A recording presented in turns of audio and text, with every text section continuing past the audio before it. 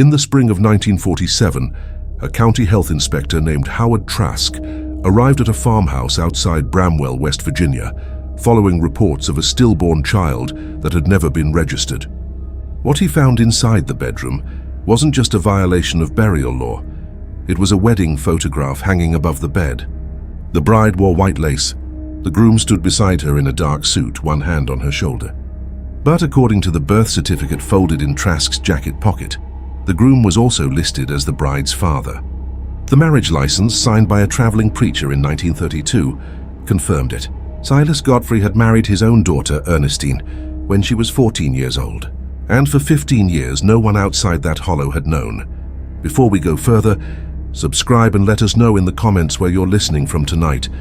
It keeps these buried stories from disappearing again. Howard Trask had worked in McDowell County long enough to know that Appalachian families kept secrets. Isolation bred silence. But this was different. His report, filed with the state health department on May 12, 1947, documented what he called the most severe case of consanguineous union he had encountered in 20 years of fieldwork. The term was clinical. The reality was medieval. Silas Godfrey, born in 1891, had inherited 73 acres of ridgeland from his father, Virgil Godfrey, Fay timberman who had purchased the property with cash in 1898. The land was remote, accessible only by a logging road that washed out each spring.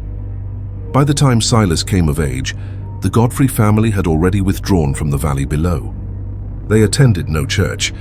They enrolled no children in school. The 1920 census listed only 3 people at the property: Silas, his wife Clara, and their daughter Earnestine, age 2. Clara died in 1926, cause of death, childbed fever according to the county ledger. But there was no record of a second child. Some neighbors later claimed they'd heard an infant crying that winter. Others said Clara had been sick for months, wasting away in a way that suggested something slower, something hidden. After Clara's death, it was just Silas and Earnestine. The next official record came 6 years later, a marriage license issued in Mercer County on October 14, 1932. Groom, Silas Godfrey, age 41. Bride, Ernestine Godfrey, age 14. The clerk had noted the shared surname, but in those days, cousins married cousins all the time in the coal counties. No one asked, but Ernestine wasn't his cousin. She was his daughter, and the preacher who performed the ceremony, a man named Reverend Abel Cutter, had known it. Because in his private journal, discovered in 1953 after his death, Cutter wrote, "Performed a union today that sits heavy on my soul." The girl called him father until the vows, then switched to calling him husband. God forgive me for what I have enabled. Trask's report described the interior of the Godfrey home in meticulous, disturbing detail. The house was a 2-room structure, bedroom and kitchen, with a loft accessible by ladder. The walls were bare wood, darkened by decades of wood smoke. In the bedroom, the iron bed frame had been bolted to the floor. Above it hung the wedding photograph. Ernestine in the photograph looked younger than 14. Her face was pale, her eyes wide and lightless. Silas stood behind her, one hand gripping her shoulder, the other resting on his belt. His expression was calm, almost proud. Beside the bed, Trask found a wooden chest. Inside, 7 infant gowns, each one carefully folded. Beneath them, a stack of handwritten notes on butcher paper. The handwriting was crude, phonetic, but legible. They were birth records: first child, boy born.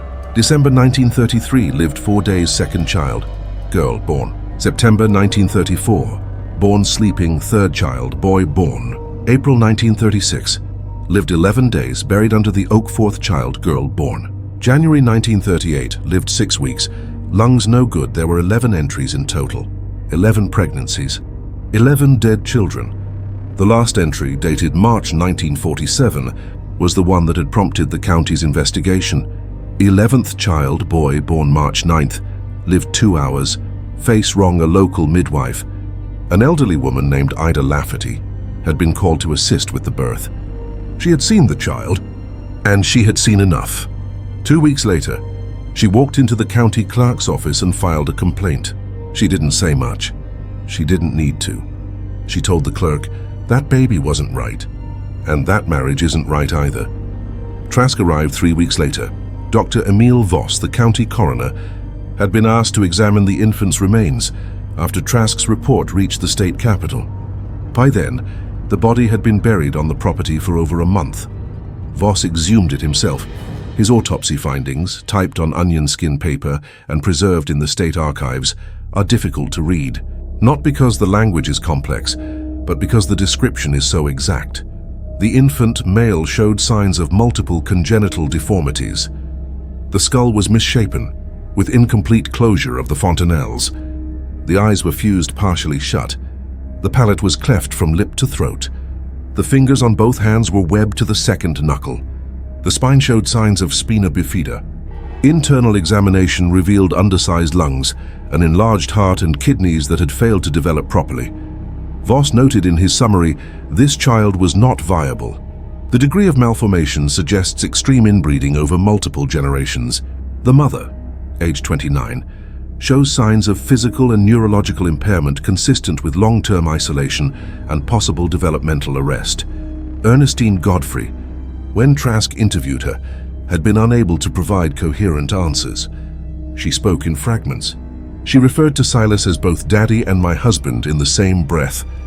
She did not seem to understand that what had happened to her was unusual, but the coroner's report went further. Because Voss had requested records from the county clerk, birth certificates, marriage licenses, land deeds, and what he found suggested that the Godfrey bloodline had been collapsing long before Silas married his daughter. Silas Godfrey's parents, Virgil and Nora Godfrey, had been first cousins. Virgil's father and Nora's mother had been siblings, children of a man named Ezra Godfrey, a coal prospector who had settled in the region in the 1860s. Ezra had 8 children by 2 wives, both of whom were his second cousins. The Godfrey family tree, reconstructed by a state genealogist in 1949, resembled less a tree and more a noose, every branch looping back into itself. By the time Silas was born in 1891, the genetic load was already catastrophic.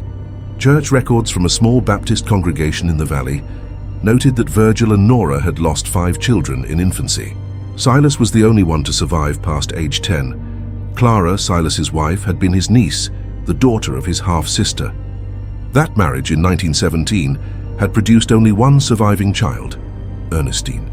And then Silas had married Ernestine. The compounding was absolute.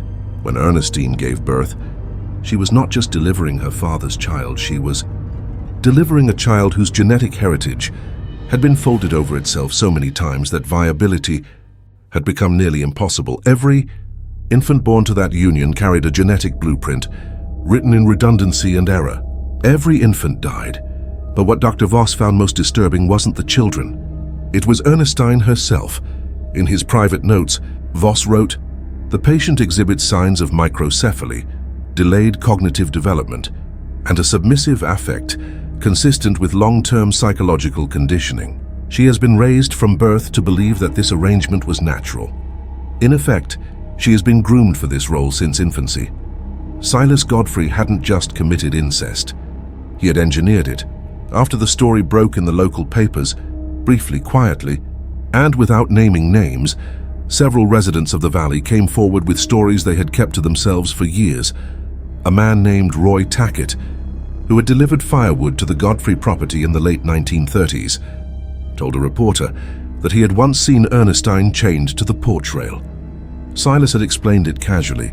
"She wanders if I don't keep her close." Another neighbor, a woman named Vera Blackwood, recalled visiting the property in 1940 to deliver preserves after hearing that Ernestine had recently given birth. She had been allowed inside for only a few minutes. The baby, she said, had looked wrong. Its head was too large. Its eyes didn't open. Ernestine sat beside the cradle, rocking it, humming a lullaby. Silas stood in the doorway watching. Vera never went back. A third account came from a traveling peddler named Lucas Finch, who had stopped at the Godfrey property in the summer of 1943. He had asked for water. Silas had invited him inside. Finch later told the county sheriff that he had seen photographs tacked to the wall, dozens of them, all of Ernestine. Some showed her as a child. Others showed her pregnant. In one, she was holding an infant wrapped in cloth, her face blank. Finch said he had left as quickly as he could. He said the house had smelled like rot. Trask's report recommended immediate criminal investigation. Voss's autopsy supported charges of incest, child endangerment, and unlawful burial. The county prosecutor, a man named Dalton Rife, reviewed the case in June of 1947, and then he closed it. The official reason: lack of evidence. Earnestine refused to testify. Silas denied any wrongdoing. The marriage license, while disturbing, was technically legal under the laws at the time it was issued. There had been no question of parentage on the document itself, and the clerk who signed it was long dead. But there was another reason, whispered about in the county courthouse for years afterward. Silas Godfrey was a veteran. He had served briefly in World War I, and while his service record showed no combat, it was enough to earn him a pension. The local American Legion post had intervened quietly, arguing that prosecuting an old man for a 15-year-old marriage would serve no purpose. Earnestine, they said, was an adult now. She could leave if she wanted. She never did. Earnestine Godfrey died in the winter of 1952 at the age of 34. Cause of death: pneumonia, according to the county ledger. But Dr. Voss, who examined her body at the county morgue, noted signs of chronic malnutrition, untreated infections, and what he described as trauma consistent with repeated childbirth under primitive conditions. Silas buried her on the property, beside the graves of their children. He lived alone on the ridge for another 12 years. He died in 1964 at the age of 73. His obituary in the Bluefield Daily Telegraph was 3 lines long. It did not mention his daughter. It did not mention his marriage.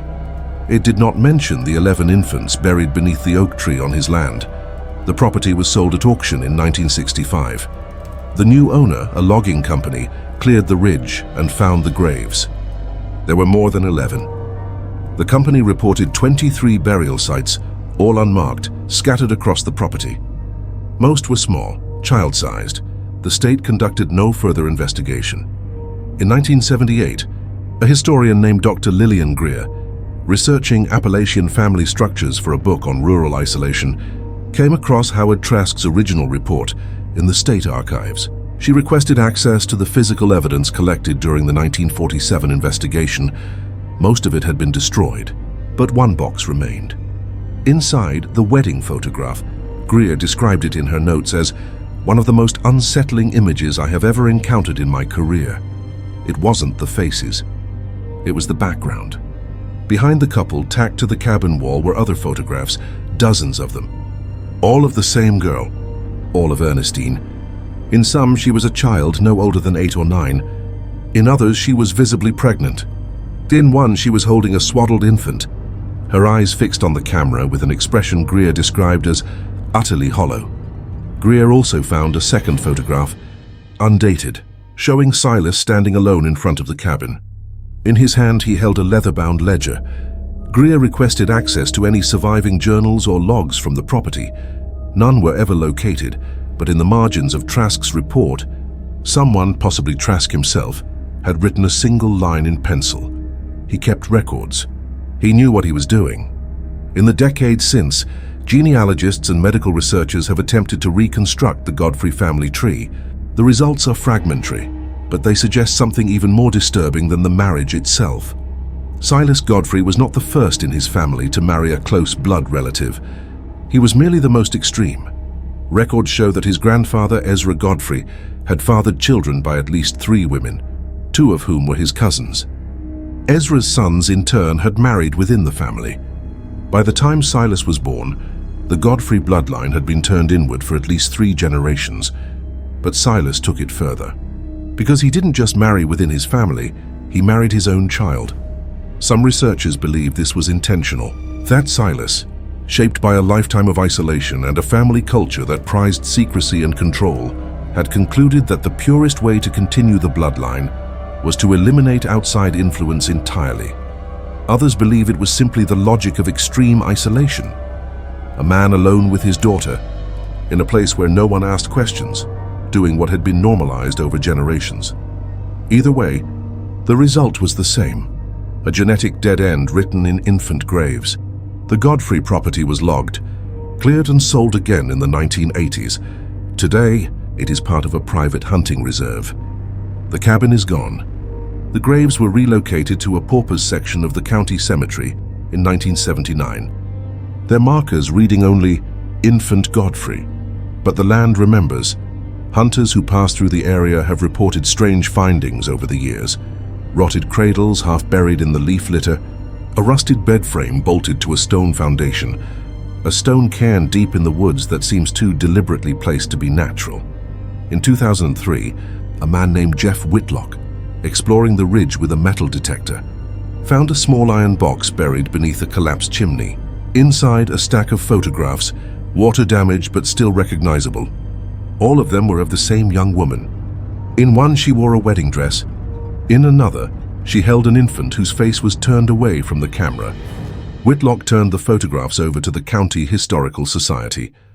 They remain in storage unexhibited, labeled only as Godfrey family, circa 1930s, 1940s. No one has requested to view them in over a decade. The story of Silas and Earnestine Godfrey is not a ghost story. It is not folklore. It is documentation, archived, corroborated, and quietly buried. There was no trial, no justice, no reckoning. The state acknowledged what had happened and chose to look away. The neighbors had known for years and said nothing. The system that should have intervened never did, and so for 15 years a father lived as a husband, a daughter lived as a wife, and 11 children were born into a bloodline so tangled that survival was impossible. The graves are still there beneath the soil of McDowell County. The photographs are still stored in a basement archive in Charleston. The report, the autopsy, the testimonies, they all still exist. But the only name most people in Bramwell remember from that time is Silas Godfrey. And even then they speak it carefully, because in the hills of Appalachia, some stories aren't told out loud. They're passed down in silence, carried like a warning in the blood. And the ones who know, who've seen the records, who've walked the ridge, who've opened the box and seen the girl in the wedding dress, they don't ask questions. They just leave the hollow a little faster than they arrived.